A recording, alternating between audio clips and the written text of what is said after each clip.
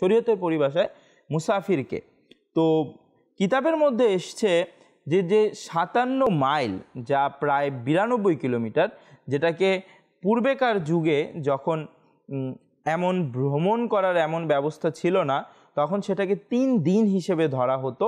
আর এখনকার যুগে যেহেতু আমাদের কাছে সব কিছু আছে, তো আমাদের যে হিসাবটা আমরা করব সেটা করব 3 দিনের পূর্বেকার 3 দিনের যে দূরত্ব ছিল সেটার মধ্যে যতটুকু দূরত্ব তারা অতিক্রম করতে পারত, সেই দূরত্ব অনুসারে আমরা নিজেদের মুসাফির হওয়া কিংবা না হওয়া নির্ধারণ করতে পারি। আমরা মুসাফির কখন হব?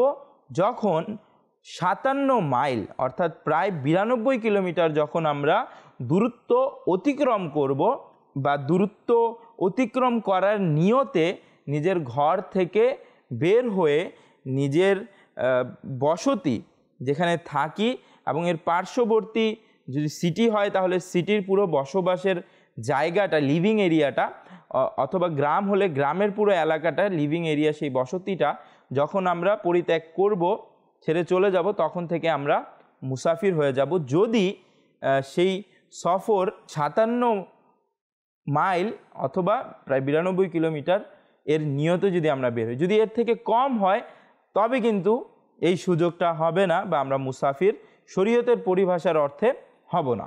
শুধুমাত্র যদি কেউ সফরের নিয়ত করে নেয়, ঘরের মধ্যে বসে থাকে, তাহলে কিন্তু সে মুসাফির হবে না, বরং তাকে 57 মাইল অথবা 92 কিলোমিটার বা তার চাইতে ততোধিক বেশি সফরের নিয়ত করতে হবে।